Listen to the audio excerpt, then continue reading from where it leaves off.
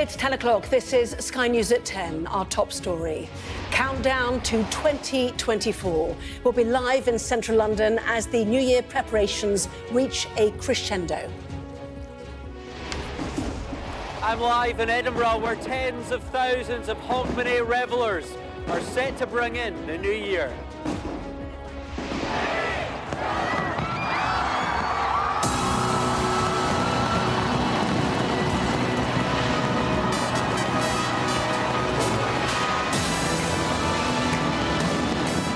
"2024 has already gone off with a bang in major cities around the world. We'll show you the highlights. Also tonight, Russia's revenge. President Putin orders a retaliatory wave of attacks on Ukraine as the aerial war intensifies. The Danish Queen abdicates on live television after a reign lasting more than 5 decades. The family of a mother and son killed in an avalanche in France say they are beyond heartbroken. Plus, a grieving mother's plea over the drug ketamine as use among young people surges. And we'll take a first look at tomorrow's front pages. That's coming up in our press preview from 10:30.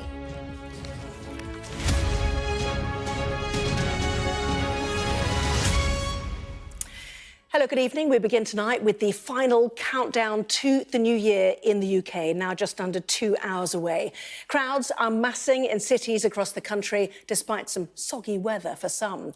In a moment, we'll head to Edinburgh and speak to our Scotland correspondent, Conor Gillis. First, though, Becky Johnson is on the south bank of the Thames in central London. And Becky, after months of planning, many days of setup, 12,000 fireworks ready to go, and I bet the crowd can't wait.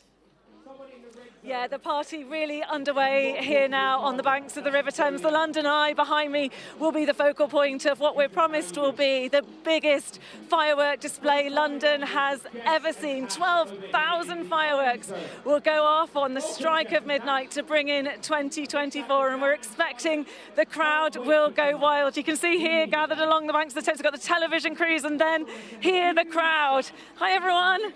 These are the lucky ones who managed to get to the front. They've been here for several hours now trying to keep warm, but the crowd at least 20 deep, all here along the banks of the Thames. Tight security here in London. It is ticket entry only, but 100,000 tickets are available for people to come and see this spectacular. The theme for this year's fireworks will be unity. The show has been in the planning since July, and we're all just hoping that the weather will remain as it is now, dry, for the big moment as we see in 2024. You can hear the party atmosphere very much underway, and of course if you didn't get a ticket or you don't fancy venturing out near you, we will bring you a front row view of what promises to be a wonderful start to 2024 right here on Sky News.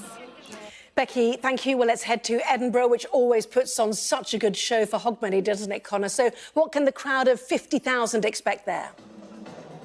Yeah, the Hogmanay, the biggest Hogmanay party in the world, is underway here in Scotland's capital city.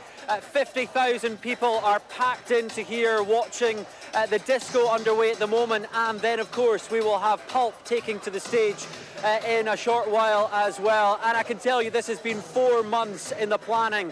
There are hundreds of people lining along the fences here. Let's have a look at the crowds that have been building over the course of the last number of hours. There's also a big ceilidh underway in the other part of Edinburgh as well, and then the main attraction is up there. Let's take a look up there. Edinburgh Castle, where 1 ton of fireworks will be blasting into the sky at the stroke of midnight in what organisers are saying will be the biggest show this country has seen for decades, and it will be a big moment for Edinburgh because this is the 30th year celebrations, and the organisers are saying it's going to be the biggest one yet. Conor, more from you, and of course your fireworks a little later. Thank you. Today, they, of course, has already seen a cascade of New Year's celebrations across the world. Here's Matthew Thompson. In Sydney, always one of the first to step into the new year, they know the world is watching. And they didn't disappoint. Next door in Auckland, it was a more modest affair.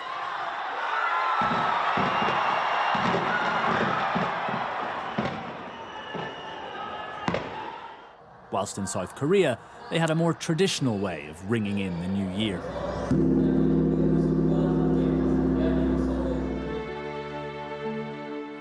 In China, President Xi Jinping gave an address in which he expressed New Year's wishes, but with a hint of belligerence over Taiwan.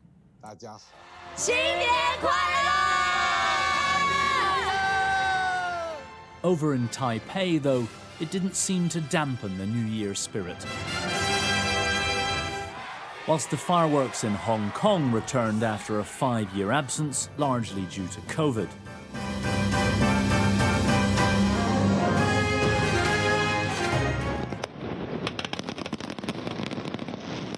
In Bangkok, once known as the Venice of the East, barges launched a stunning waterside display.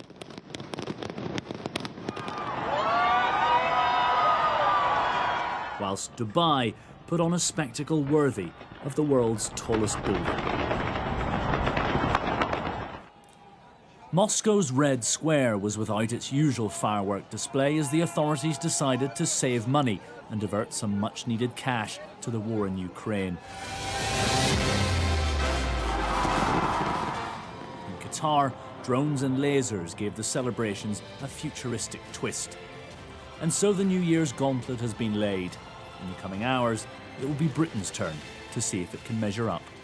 Matthew Thompson, Sky News. And in the past few minutes, the Greek capital Athens has joined the 2024 club.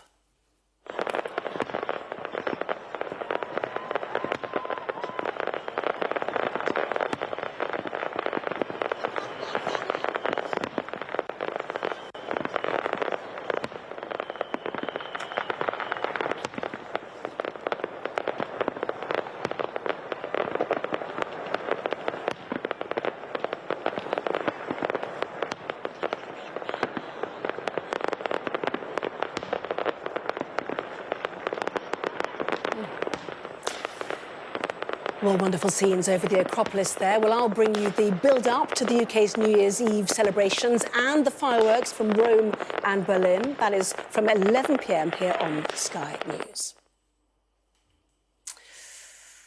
Also tonight, Russia has begun its retaliation against Ukraine after yesterday's attack in the border city of Belgorod, which killed 24 people and injured 108 others. Most of today's attacks hit the city of Kharkiv in the east of Ukraine. President Putin used his New Year's address to praise the solidarity, mercy and fortitude of the Russian people. Thomas Moore reports. Ukraine's eastern city of Kharkiv bore the brunt of Russia's latest aerial bombardment. A hotel, apartment blocks, homes and hospitals were hit, with at least 28 people injured, according to Ukrainian authorities. Even while the attacks were underway, President Zelensky vowed retribution. For every such strike in Kharkiv, in our Kherson region, in the cities and villages of Donetsk, Zaporizhia region, for all strikes in Odessa, Sumy region, Kiev, and all our other cities and regions, for every Shahed drone, for every Russian missile, there will be a fair responsibility of the terrorist state, both political and very practical. This was the latest in a flurry of tit-for-tat aerial attacks by the two countries. They began on Friday when Russia launched its biggest air assault of the war, aimed largely at Kyiv, killing at least 30 civilians, according to Ukraine's Interior Ministry. In response, Ukraine attacked the border city of Belgorod on Saturday, with its governor saying 24 people had died. That led to Russia's latest bombardment. The Ukrainian Air Force said it destroyed 21 of 49 drones aimed at the capital and cities in the south and east of Ukraine. Both countries are taking to the air as ground forces become bogged down in a winter stalemate. If you look at the grand strategic level, Russia just doesn't have the resources at the moment to actually take the initiative and actually do a major offensive. Both sides desperately need to refresh their supply of weapons because no side has enough weapons to last the pace of this sort of enduring war. Kyiv never acknowledges responsibility for attacks on Russian territory. But Moscow requested a United Nations Security Council meeting to discuss what officials called the indiscriminate shelling of Belgorod. A British diplomat was dismissive. If Russia wants someone to blame for the deaths of Russians in this war, it should start with President Putin. President Putin is responsible for sending many thousands of Russian servicemen and women to their needless deaths. In his New Year message, President Putin made only a passing reference to the war, a contrast to the stern nationalism of 12 months ago. To everyone who is at a combat post at the forefront of the fight for truth and justice. You are our heroes. Our hearts are with you. We are proud of you. We admire your courage. President Putin has sent his health minister and a medical team to Belgorod. The city governor said it was the worst shelling the region had seen since the start of the war. Thomas Moore, Sky News. Denmark's Queen Margrethe has announced her abdication on live television. She will step down on January the 14th and be succeeded by her eldest son, Crown Prince Frederik. The 83-year-old became queen in 1972 and is the longest-serving monarch in Europe, following the death of Queen Elizabeth II last September. She's also the only current queen regnant, that is, a queen in her own right, rather than by virtue of being married to a king. Sky's Europe correspondent Siobhan Robbins has this report. She is Europe's longest-serving monarch. But now Queen Margrethe II of Denmark has said she is stepping down. In a surprise announcement in her New Year's speech, the Queen confirmed in 2 weeks' time she'll abdicate. Den 14. januar On the 14th of January 2024, 52 years after I took over from my beloved father, I will step down as Denmark's queen. I hand over the throne to my son, Crown Prince Frederik. Now 83, this queen has spent more than half a century on the throne. Following the death of Queen Elizabeth II, Margrethe is the world's only current reigning queen. She has stood with world leaders past and present. A popular monarch, described as the epitome of Denmark by the country's prime minister. Today's announcement will be a shock to many. I think we have to go back to, the 1400s in Danish history to find a similar situation. So it's just unheard of. You stay on, but she's also very aware that you need to keep the monarchy modern. And while the news may have been unexpected, the Queen said back surgery this year made her consider her position. And this is the man who'll be Denmark's new king. 55-year-old Crown Prince Frederik, supported by his Australian-born queen. And while his mother is stepping back, she won't be disappearing. Queen Margaret of Denmark was always a bit of an eccentric, a great archaeologist. She was chain smoker and always enthusiastic about the arts. Her jolliness will, I think, always be recalled, but she will always be there for her son, the new king, and will undoubtedly bring some of her style and character to help him as he gets started. After more than half a lifetime as monarch, this queen is now bowing out, allowing her son to take centre stage. Siobhan Robbins, Sky News. I just want to bring you some breaking news from Staffordshire, and police there say they have arrested a 68-year-old man after the death of 2 women at a house in Cheadle on 2 counts of murder. Police have called for anyone with any information to come forward. There are increasing tensions in the Red Sea, where the United States today destroyed 3 boats belonging to Houthi rebels from Yemen. The intervention was made when US warships answered a distress call from a Maersk container ship as it came under attack from the Iranian-backed rebel group. Meanwhile, the war between Israel and Hamas in Gaza continues to intensify. Sky News' team on the ground in Gaza has captured the devastation. And in Israel, there are growing signs of dissent over how the war is being prosecuted. Sky's Nicole Johnston reports now from Israel. Gaza's most important cultural symbol, or what's left of it. Its Grand Al-Umari Mosque. For centuries, a place of prayer. I swear, if you want me to be frank, there are no words for this. It would be easier on us if we had not lived to see what has become of our historic and Islamic places. Israel says Hamas launched rockets here and hid in tunnels underneath. Palestinians say Israel wants to destroy the territory's cultural sites.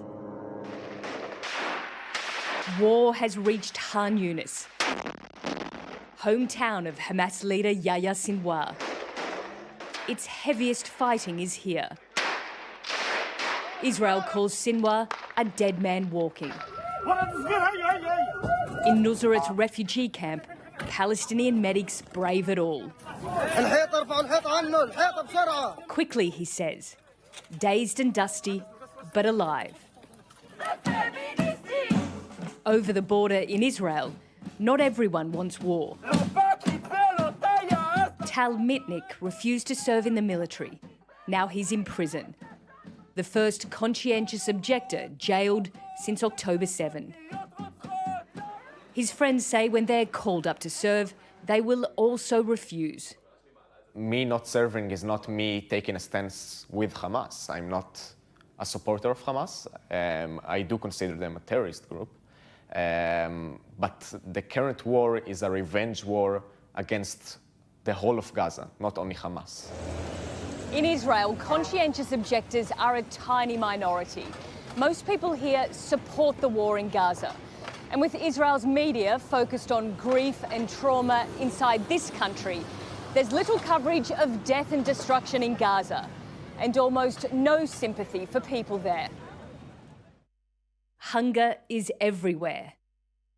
The UN says 1 in 4 Gazans face starvation. And the new year will be spent in misery. Everyone around the world is celebrating the new year, watching fireworks shows, but for us, the fireworks show here is missiles. All we have are rockets and explosions, children being killed. There's death on every corner. Funerals and farewells. As the new year begins, in Gaza, hope slips away.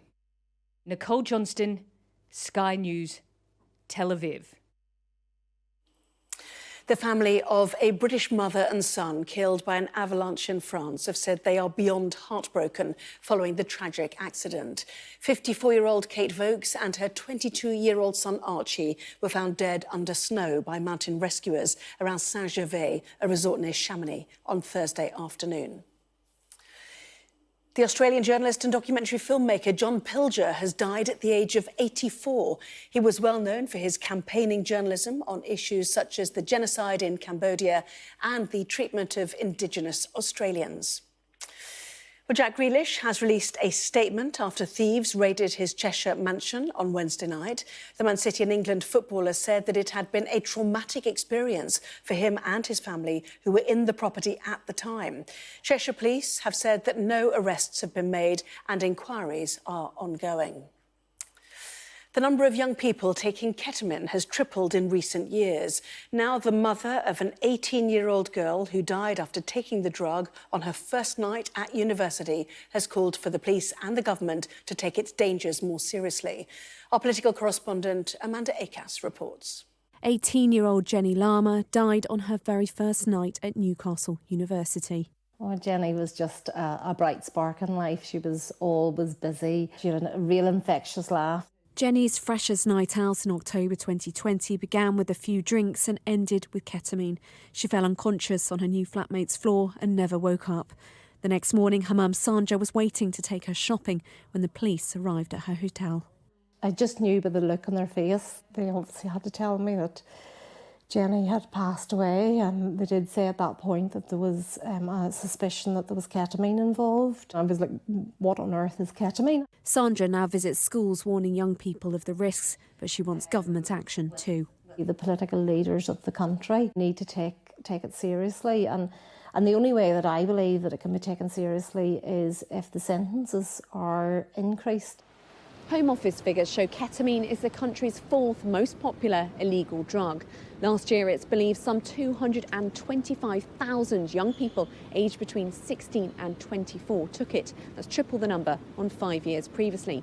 Data I've exclusively obtained from police forces in England and Wales shows the number of investigation into people suspected of possessing ketamine has gone up by some 89% during the same period, including into some children under the age of 12. But as a Class B drug, most cases end with a community resolution or caution. Last year, just 31 people were charged or summoned to court for dealing in ketamine. Friends star Matthew Perry died in October from the acute effects of ketamine. And while experts warn many users see the anaesthetic drug as a harmless way of enhancing a night out, it can be extremely damaging. On average, a hit of ketamine will cost you £3. Which makes it really accessible, really affordable. Long-term use, it can cause memory problems, difficulty with concentration, but also in your body, it has terrible impact on your bladder. Your bladder stops working, and so it has to get replaced. Potential fatalities. Former Children's Minister Tim Lawton is a member of the Home Affairs Select Committee. This needs to be taken much more seriously by the police, and the government and health authorities. Clearly, the first thing that needs to happen is much better enforcement. Given the increase in usage, quite an alarming increase. The Home Office say they've not commissioned a review looking at upgrading ketamine to Class A, which would lead to tougher sentences, but that could change. We do always study the facts and the figures and the data very, very carefully. And if we see evidence that ketamine fatalities are increasing, if we think there is a systemic problem developing, then that is something we keep under continual review. But nothing will bring Jenny back. Christmas is very difficult. New Year's Day is actually probably more difficult because it just every year it feels that you're going into another year without her. I feel guilty that I'm living and she's not. Sandra just hopes Jenny's story will protect other young people in future. Amanda Akas, Sky News. New rules have come into force which mean that XL bully dogs must now be kept on a lead and muzzled in public. XL bullies were added to the Dangerous Dogs Act at the end of October after the Prime Minister declared them a danger to communities following a series of fatal attacks. Our correspondent Alice Porter reports. Good boy. Come on then. Muzzled, reined in on a lead and firmly under control. This is what every XL bully owner must now legally do before taking their dogs out for a walk in public. We won't be able to exercise and train in the same way that we normally do. We can't use things like dog walking services or pet sitting services because many have insurance policies that will not cover banned breeds. It's going to affect my work, my personal life, but I've taken every possible step to ensure that he's well trained, to ensure that I'm safe, the public's safe through training. And it's very disappointing that none of that is taken into account. The law change in England and Wales comes after a series of horrific dog attacks and even deaths. Jack Lee was just 10 years old when he was mauled to death by an XL bully in Caerphilly in 2021.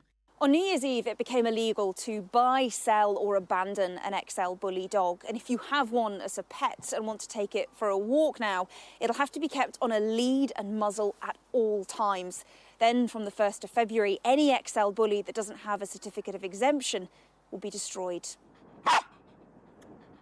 Russell and Sophie both welcome the change after their cockapoo Lottie was attacked on a dog walk. My mother-in-law was walking Lottie, and this XL bully type dog just came from nowhere, pinned her down, deep puncture wounds to her back leg, a couple of inches either way, and she probably wouldn't be with us today, to be fair.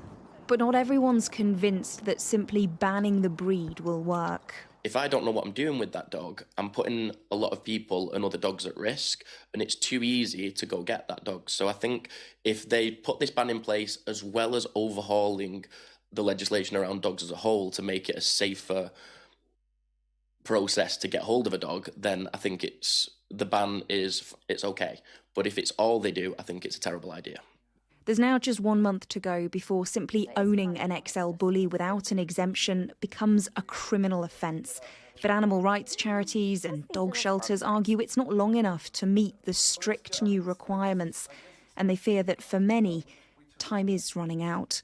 Rachel Venables, Sky News. Well, let's get the latest sport now with Mark in Sky Sports News. This Sky News Sports Bulletin is brought to you by Vitality. Getting more people more active. Live life with Vitality.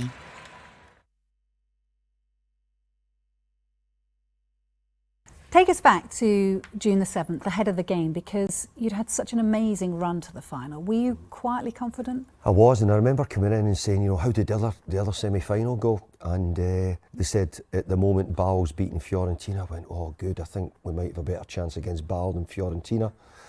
And next time we come out, they said Fiorentina have won the game. I thought, oh my goodness, this is going to be much tougher. So I went into it knowing that, you know, our record in Europe had been pretty good, we'd done okay, but this was probably going to be one of our biggest tests. And obviously Fiorentina, I had played against them before with Everton, and they had knocked me out in penalty kicks in the quarter-final of the Europa League. So Fiorentina, maybe, you know, I was worried that maybe, is it one of these bogey teams I've got? When Said Benrahma scored the penalty there, what was going through your mind at that point? Did you start to believe this could be your night? I always believed that we had a good chance of winning the game. When Said went up to take the penalty kick, he's been so good with them, I felt confident that we would get it. But you know, I never knew how the game was going to go after that, and obviously they got back into it as well. I was more disappointed that we'd sort of lost a goal, and I thought in the end it wasn't a great goal to give away. So we had to go and do it again, and I'm thinking to myself, look, this is probably going to go to penalty kicks or extra time, and how's this going to go? I just felt that the game was going to be tight. I didn't think there was going to be an awful lot between the teams. There was going to be small margins quite often, which there is. That moment when Jarrod Bowen gets that goal, when he's going for the goal, it must have taken forever to almost go. What was I going can still through your head remember the feeling of that I was walking down as if to say, come on. And Jarrod was in good form, scoring form, and I thought, go on, he's someone who wants to score. It's a great moment, it really was, and look, one will I'll remember greatly as a manager. For West Ham as a football club, brilliant moment, because let's be fair, I don't think West Ham have been round too many cup finals, and then to get one in Europe, you know, even more special, and more importantly to go and win it. There's a lovely moment as well when you put that medal around your dad's neck. What did he say to you? You know, my dad comes to games, he's been a great support, went to most of the games in Europe. You know, my brother took him, and it was great that he got to see them at his age he is. And it was a bit like, you know, it seemed that everybody was down at the pitch, and I saw my dad, so I just said, come down, I'll say hello, because I was more worried that maybe I didn't get.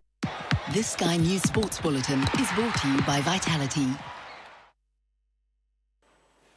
Well, that was Sky News at 10. Coming up, we'll take a first look at tomorrow's newspapers in the press preview. Tonight, we're joined on this New Year's Eve, well done, by Henry Hill, Deputy Editor of ConservativeHome, and Zoe Grunewald, Political Correspondent at The Independent. Welcome to both of you. And among the stories we will be discussing, this on the front of The Telegraph, the headline quoting Grant Shapps saying that the UK is ready to attack Houthi rebels. That and plenty more when we come back as we build up, of course, to New Year's Eve.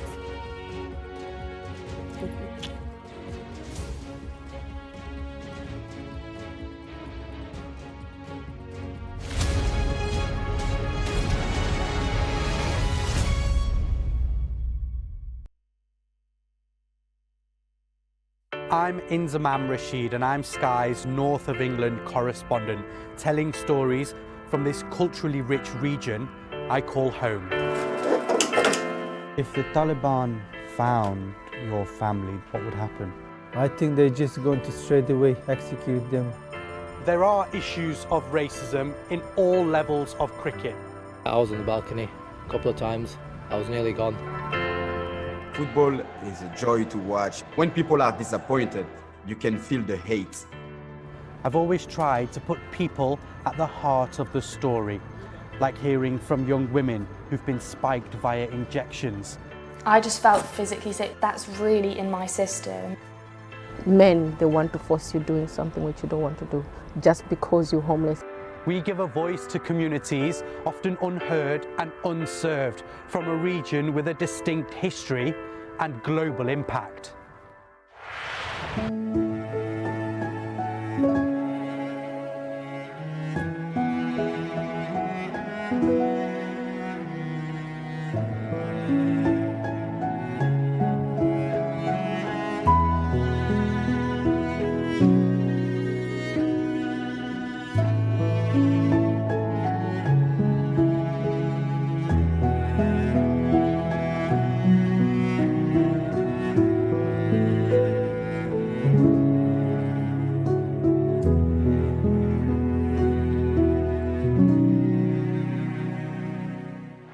A lot of action going on. I'm Alex Crawford and I'm Sky's special correspondent based in Istanbul. This is what makes the job so fantastic.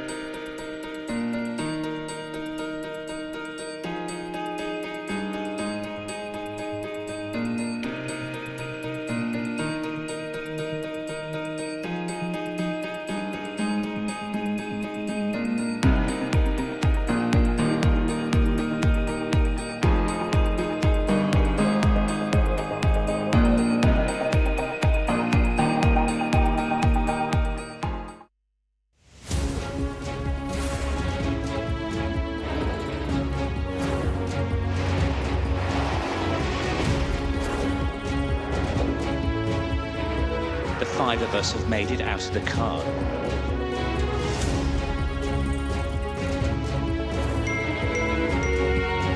Welcome to Backstage, the film and TV podcast.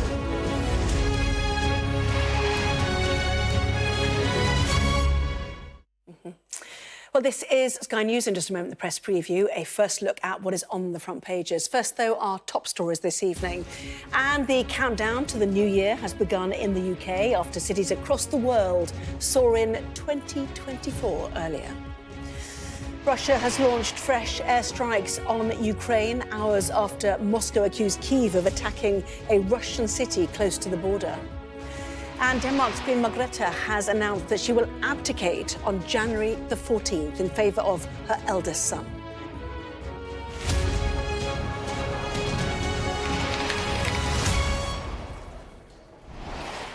Hello there, you're watching the press preview, a first look at what is on the front pages this New Year's Eve. In the next half hour then, we'll see what's making the headlines with Henry Hill, Deputy Editor of ConservativeHome, and Zoe Grunewald, Political Correspondent at The Independent. Welcome and thank you for coming in.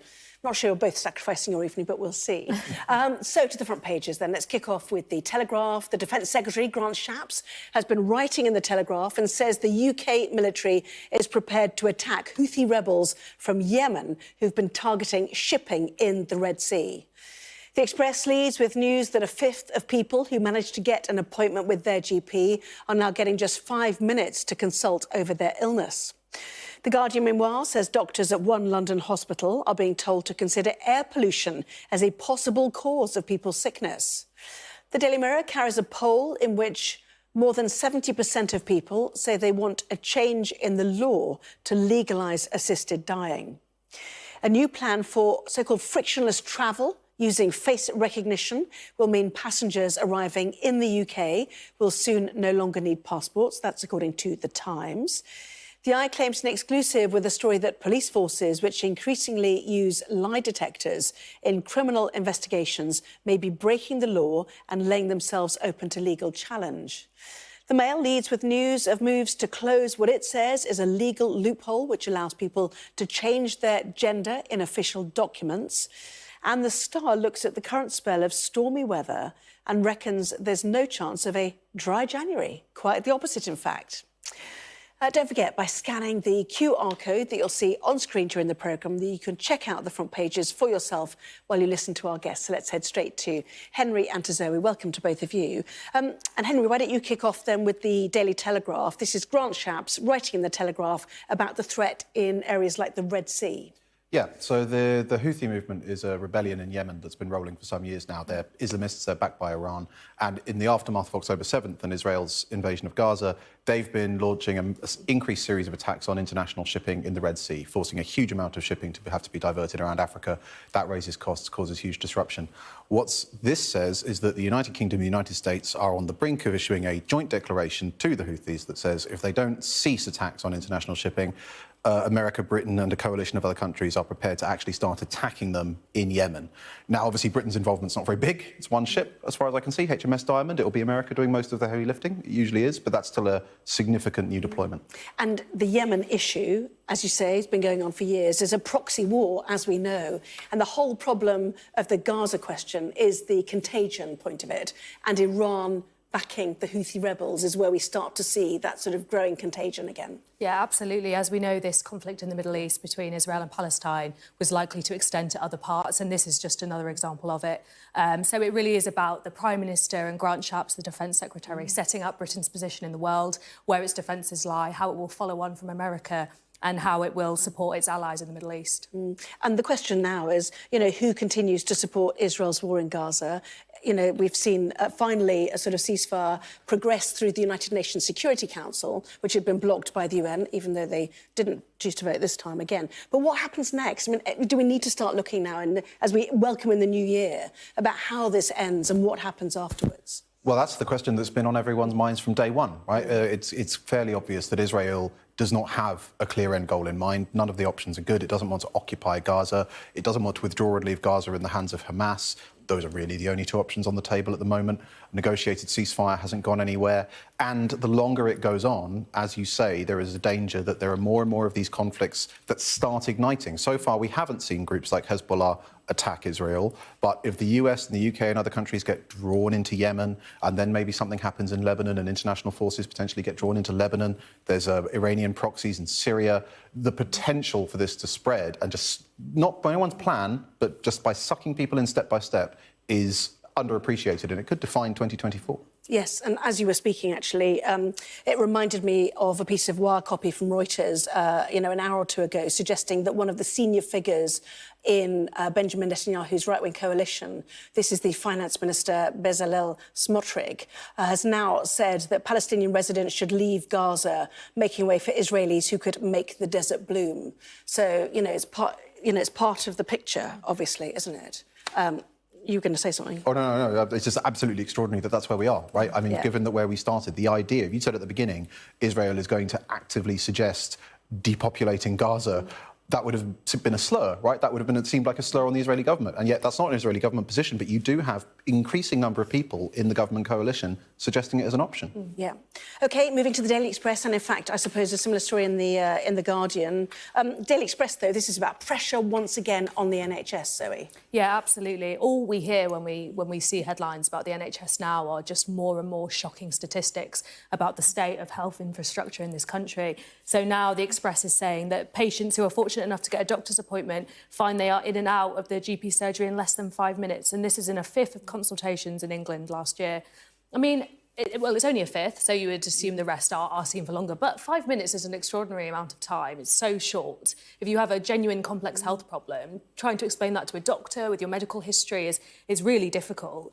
And that's on top of the fact that it's extremely difficult to get a GP appointment in the first place. So imagine you get one and it takes you weeks to be seen, and then you are seen and you're in and out again within minutes. It's, really does tell you about the shortage of GPs, the lack of support that patients get, and the state of the NHS, and how it really is under a lot of pressure and will continue to be under a lot of pressure until resourcing is sorted out, until there's more funding and until there's sort of the integral reform that it requires. Yes, and a critical strike coming up midweek next week as well. Why does the government just not really just get rid of all the strikes in the NHS now, given the ambition is to try to, reduce the size of the backlog, which runs into, well over 7 million?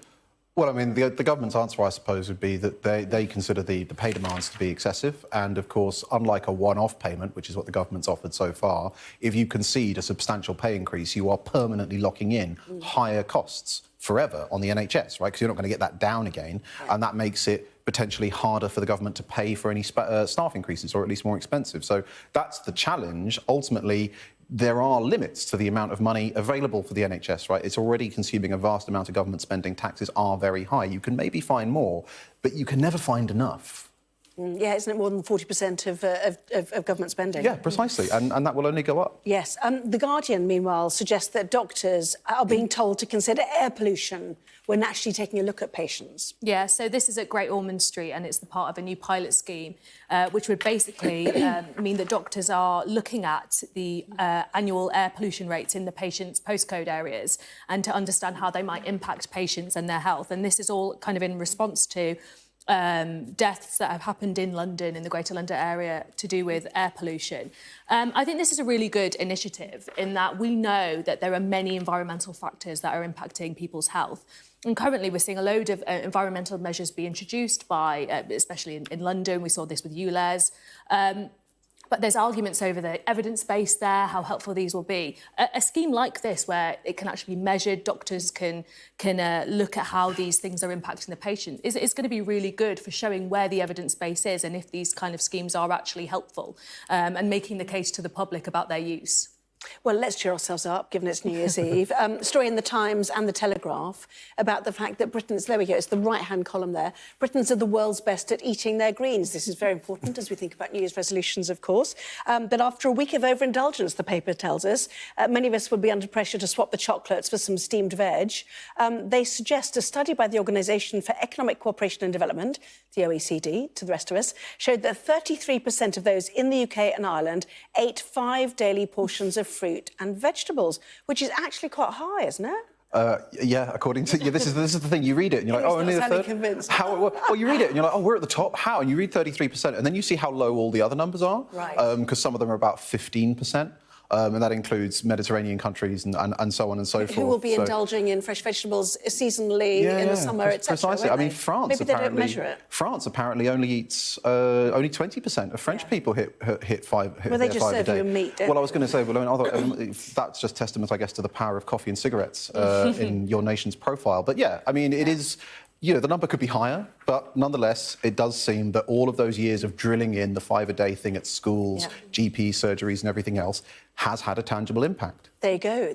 The simplicity of the message. Also, despite Britain's couch potato reputation, the report also shows the UK doing better than most for its activity levels. In total, 61% of us spend at least 150 minutes a week keeping active. 61%. You think? Anyway, who knows? Let's go back to politics, shall we? This is The Guardian. Anger over the Prime Minister's secret meetings with Dominic Cummings. Who wants to start on this one? Well, I just think it shows an extraordinary lack of judgment from Sunak. The idea that you could have a meeting with Dominic Cummings and he would keep it under wraps is just... I don't know where he got that from. We've been seeing from Dominic Cummings for the last few years is comment after comment of things that I'm sure former Prime Ministers would rather he kept to himself. But I think it also shows a level of desperation from Downing Street to bring this man back in who is now seen as almost a bit of a joke to some people in the general public. You know, he not only helped to bring down a Prime Minister, he stabbed a number of people in the back doing it. He now continues to talk about them on social media, on his blog. Well, you might say all of that is successful if those were his ambitions, to be clear. Well, true. Anyway. But then to bring him back into the tent and to expect that might give them some kind of electoral victory, I think is quite extraordinary. But over Brexit, you know, effectively accessing 3 million people who didn't vote, you know, changing the Brexit vote. I mean, what does he offer? What is there that's special about him? Well, I think that's the slightly baffling question, really, because Vote Leave was a very, very effective campaign. And Dominic Cummings did play an important role in that. But he wasn't the only one, right? And Isaac Levido has also run a very effective campaign in 2019. So what would he have brought? Apparently their discussion was about, you know, Dominic Cummings was like, I'm going to insist on having control over things that matter to me, which is kind of like deep guts of government stuff, which is not stuff that animates voters Nuclear, at pandemic all. planning, all this sort of stuff. It's not unimportant, but it's not. There's an election in 12 months, Dom. We need you to focus on the nation's priorities. And at the same time, Rishi Sunak was thinking, oh, we'll have to keep this a secret. Like, nothing about this was a good idea. And if he had brought him back, just think about it. Like, Rishi Sunak managed to not be terribly damaged by the COVID inquiry. He performed well himself. He wasn't Boris Johnson. Like, he managed to put a bit of distance between himself and the Partygate scandal. If he'd brought Mr. Barnard Castle back into Downing Street, and then we'd had the COVID inquiry, like, it would have just been extraordinary. And on top of that, Dominic Cummings keeps saying how much he hates Tory MPs, and most of them hate him. So this would have been a disaster. I don't know why the meeting happened. I think Zoe's probably right. It's just the polls haven't moved. The Prime Minister's a year out or less from a general election. He needs something. He thought Dominic Cummings might be it. Yeah. It would suck them both back, wouldn't it, Yeah. I suppose? Fascinating. Anyway, lots more still to come, including, looking ahead to New Year's Eve, obviously, and also landlords face a loan shock as long-term fixed deals come to an end in 2024. That's on the front of the Telegraph, but what are the implications? Back in a moment.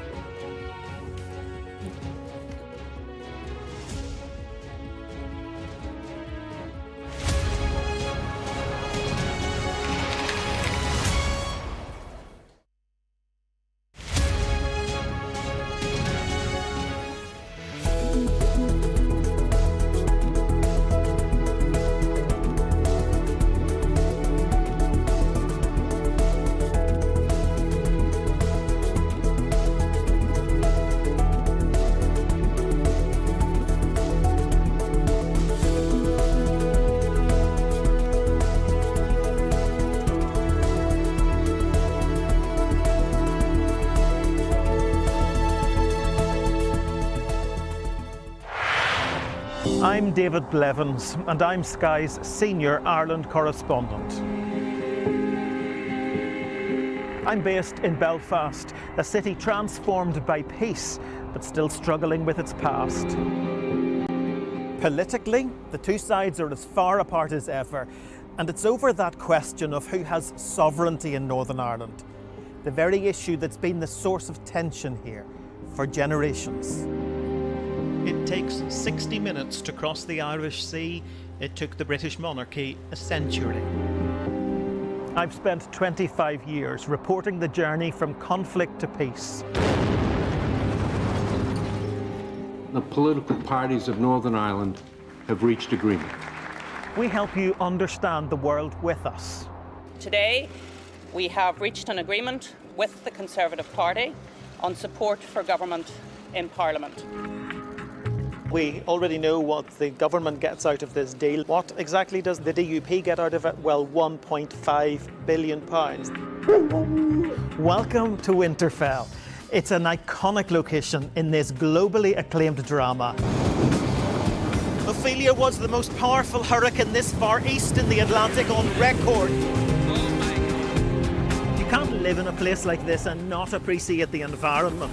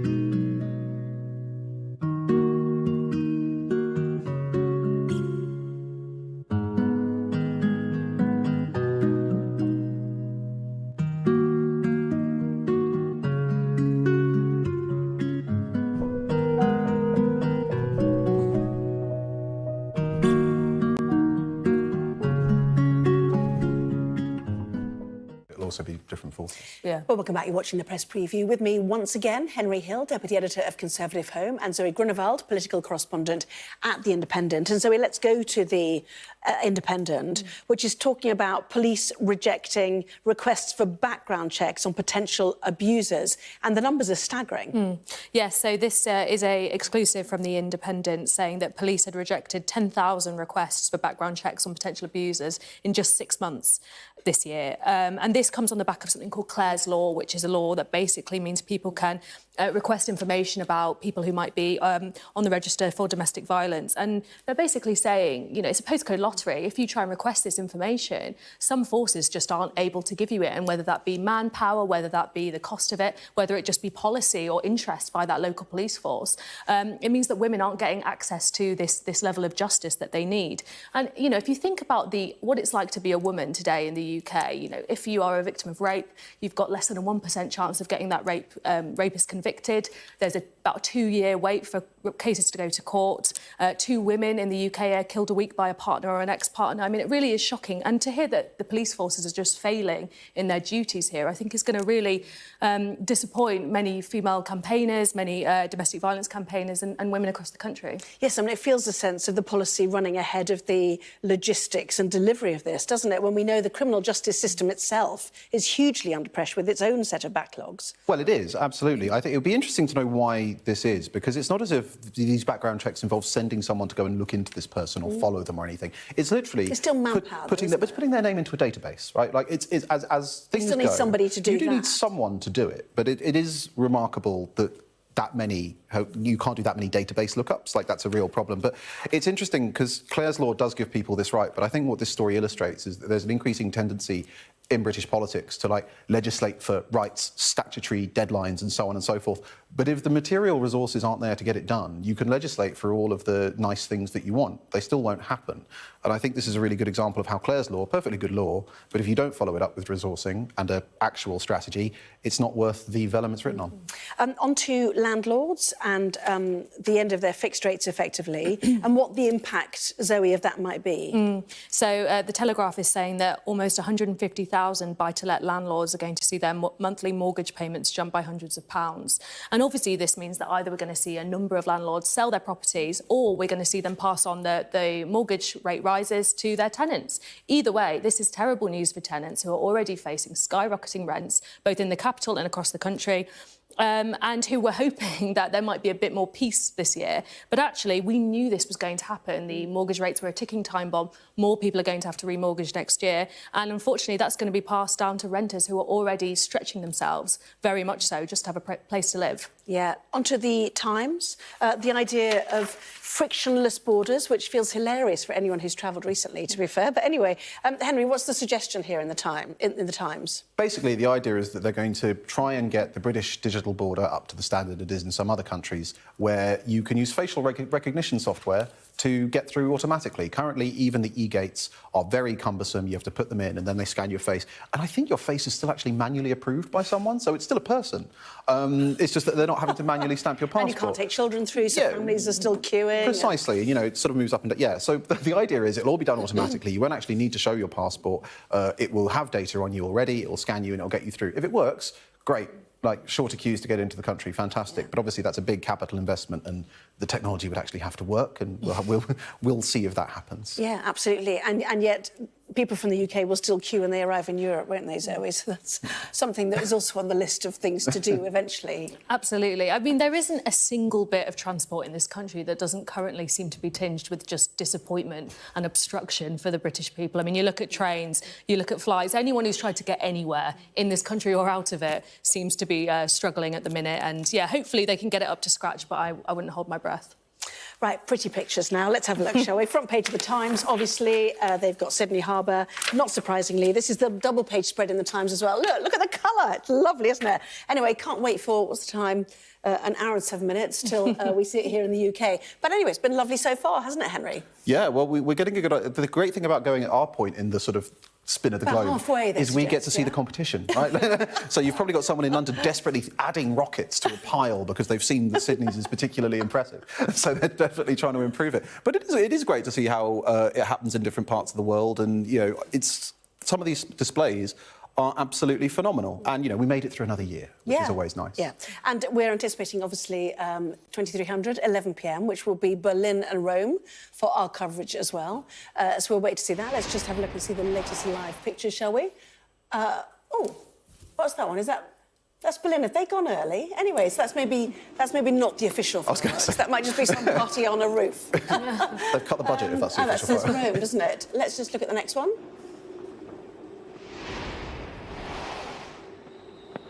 Again, they've gone early. Well, I suppose they have. It's 6 minutes to midnight, is it not? So we will obviously stand by and take a look at the coverage there. But as you can see, a little bit of the odd party going on privately for people. I know you're staying with us through the midnight hour as well, so we can enjoy watching the fireworks together. That was quite a loud one, wasn't it? And hopefully both of you will be going out after. I will be, yeah. No, there we go. I'm boring. 50-50, isn't it? It's always the way. Thank you both very much indeed. Henry and Zoe, we'll see you for more in the 11. Thank you. Let's take a look at the weather now.